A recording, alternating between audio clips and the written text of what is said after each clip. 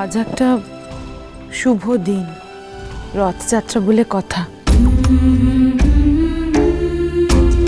তোরা পারিস মেজ, শুভ দিনটা কি আজ হঠাৎ এই মুহূর্তে গজে উঠলো? ও যাবে বললেই হলো নাকি? ও এখন যেতেই পারবে না, নীল তো ওকে নিয়েই যাবে না, তাই না রে নীল? পারি, তুমি যে এমন একটা কঠিন জিনিস আমায় অপ্রস্তুত করবে তা আমি সত্যি আগে বুঝিনি। মেয়েটাকে আমি আদেশ করলে ও আমার কথা শুনবে, কিন্তু এমন একটা অন্যায় আদেশ আমি কি করে করি বলো তো বোন?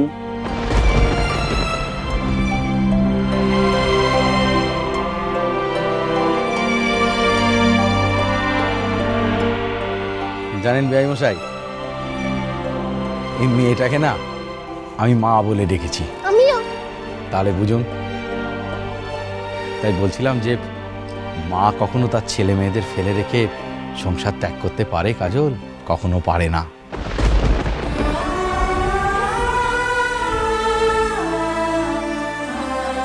আমি মোর মনটাকে ঠিক করে নিয়েছি ছোটকা, তুমি আর আমার মনটাকে দুর্বল করে দিও না, দোহাই তোমার।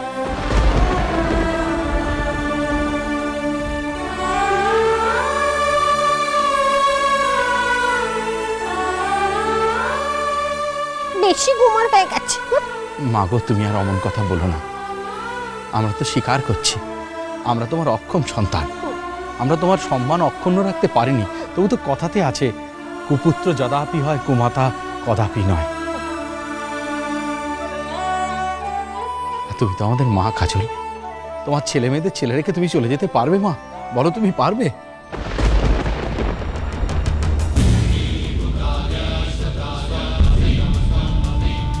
কাজল, I'm sorry.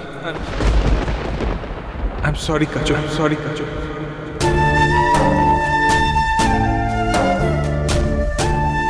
কেন? না, তোমাকে। তুমি তো লেখাপড়া শেখার জন্য পাঠাচ্ছিলে, কোনো অন্যায় তো করনি।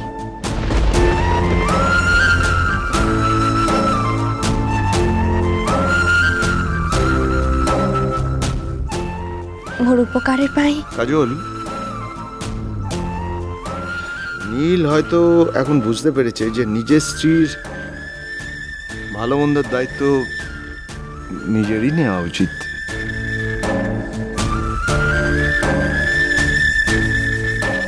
লেখাপড়ার দোহাই দিয়ে তাকে বাপের বাড়ি পাঠানোর অর্থ দায়িত্ব এড়ানো।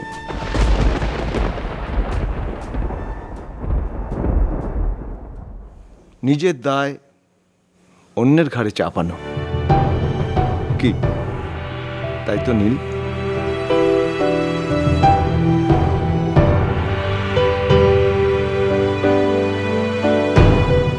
আসলে বাড়িতে আমার উপর এত প্রেশার ছিল সব দিক থেকে যে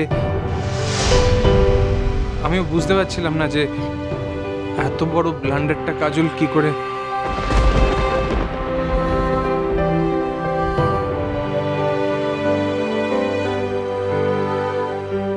ঠিক আছে, ঠিক আছে, থাক। এখন সব পুরনো কাসুন দিয়ে ঘেটে কোনো লাভ নেই নীল। কাজল, মা আমার, এই অবোধ মেয়েটা জীবনে প্রথমবার আমার কাছে কিছু চেয়েছে। তুমি কি চাও আমার মুখটা ওর কাছে ছোট হয়ে যাক? বিনু মামু, না, আমি জানি তোমার অপমান, তোমার অসম্মান কোনো অংশে কম নয়। তবু এই শেষবারের মতো তুমি যদি আমার কথাটা রাখো।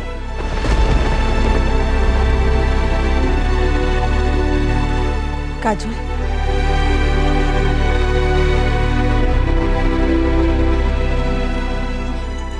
কাজল, কাজল, আর একবার মা, আমি কথা দিচ্ছি তোকে এই শেষবার।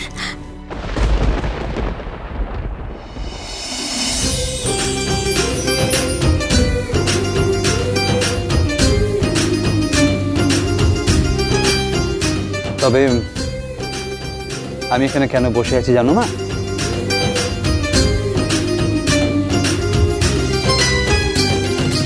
এখানে তোমার ওপর যে অপমান হয়েছে তার সামান্য একটু প্রতিকার করতে।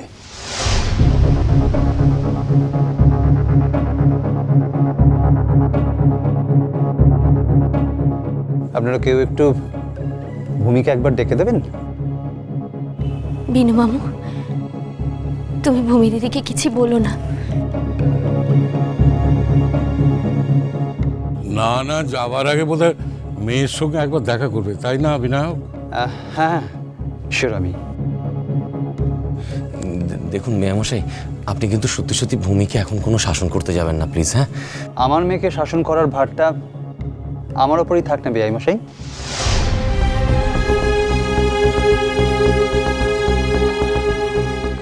ছোট বেআই। হ্যাঁ বেআই মশাই। কাইন্ডলি একবার আমার মেয়েটাকে ডেকে দেবেন প্লিজ। হ্যাঁ নিশ্চয়ই, আমি ডেকে দিচ্ছি। বিনায়ক প্লিজ, আপনি এমন কিছু করবেন না যাতে বিষয়টা নতুন করে ফ্লেয়ার আপ করে। কিচ্ছু ফ্লেয়ার আপ করবে না, আপনি ভাববেন না আমার তো। আপনি একদম নিশ্চিন্ত থাকুন। থাকবি তো নীলের বউ আমার কাছে? হ্যাঁ, যাবি না তো নীলের বউ? বল বল, যাবি না তো? বল না, বল।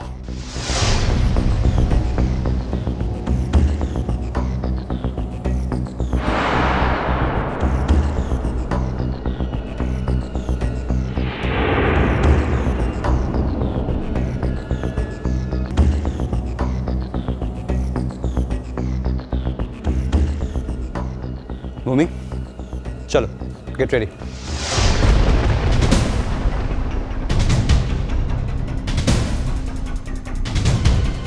বাপি, তুমি বিশ্বাস করো আমার কথাটা। ভূমি যাও, তাড়াতাড়ি তৈরি হয়ে নাও, আমরা বাড়ি যাব।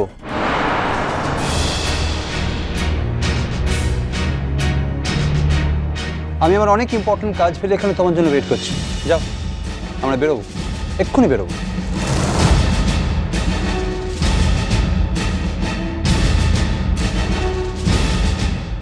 বাড়ি নিয়ে যাবে মানে?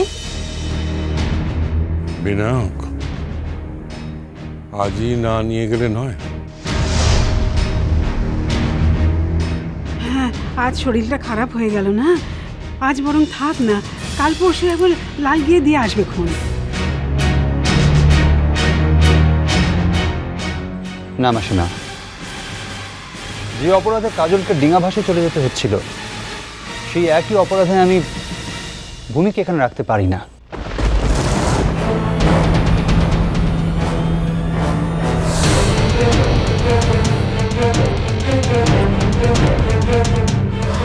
কিন্তু স্যার, এই ব্যাপারে তো আমারও কিছু বলার থাকতে পারে। না, পারে না। তাহলে ধরে নিতে হবে তুমিও জেনে শুনে একটা অন্যায়কে সমর্থন করছো।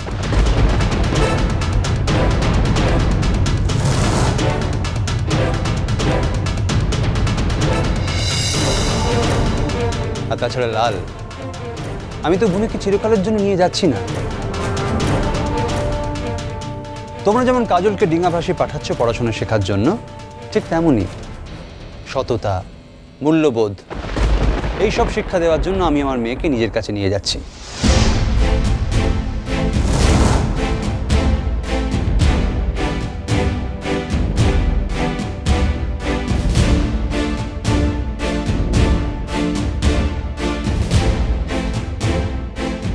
যেদিন আমার মনে হবে আমার মেয়ের শিক্ষা সম্পূর্ণ হয়েছে, সেদিন আমি নিজে এসে ভূমিকে এই বাড়িতে রেখে যাব।